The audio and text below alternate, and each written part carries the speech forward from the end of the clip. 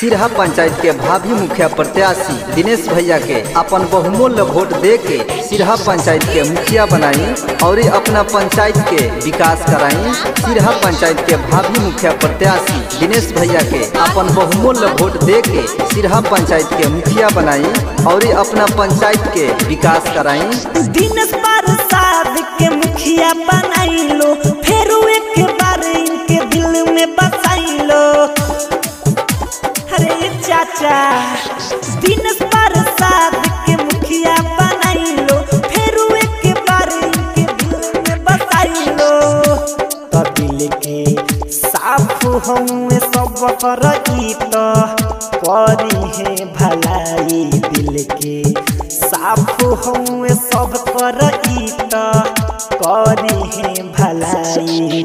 दिनेश भैया के दिनेश भैया के वोट दे के विजयी बनाई, दिनेश भैया के भारी मत से विजयी बनाई, दिनेश भैया के वोट दे के विजयी बनाई। रउआ सबके भाई, रउआ सबके बेटा, रउआ सबके दिल में रहे वाला, सुख दुख जाने वाला, देखे वाला भैया दिनेश प्रसाद जी के सिरहा पंचायत के मुखिया बनाई और अपना पंचायत के विकास के काम कराई। सिरहा पंचायत के करी है विकसित हो, सब पर प्रॉब्लम सुनी है इतनी तनी तो हो।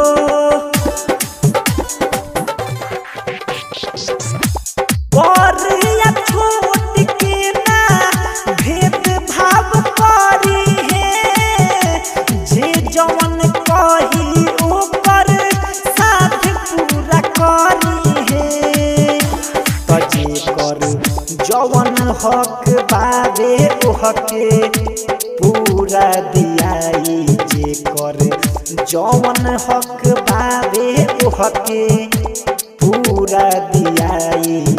दिनेश भैया के दिनेश भैया के दिनेश भैया के वोट दे के विजयी बनाई, दिनेश भैया के भारी मत से विजयी बनाई, दिनेश भैया के भारी मत से विजयी बनाई। रउआ सबके भाई, रउआ सबके बेटा, रउआ सबके दिल में रहे वाला, सुख दुख जाने वाला, देखे वाला भैया दिनेश प्रसाद जी के सिरहा पंचायत के मुखिया बनाई और अपना पंचायत के विकास के काम कराई।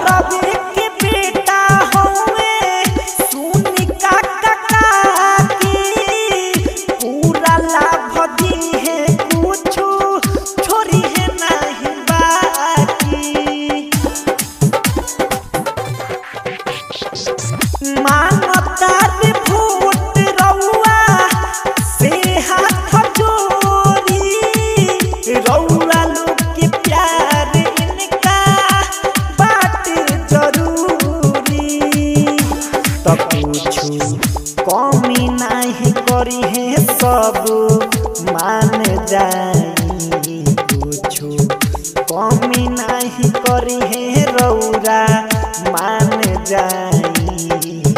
दिनेश भैया के अपना भैया के दिनेश भैया के वोट दे के विजयी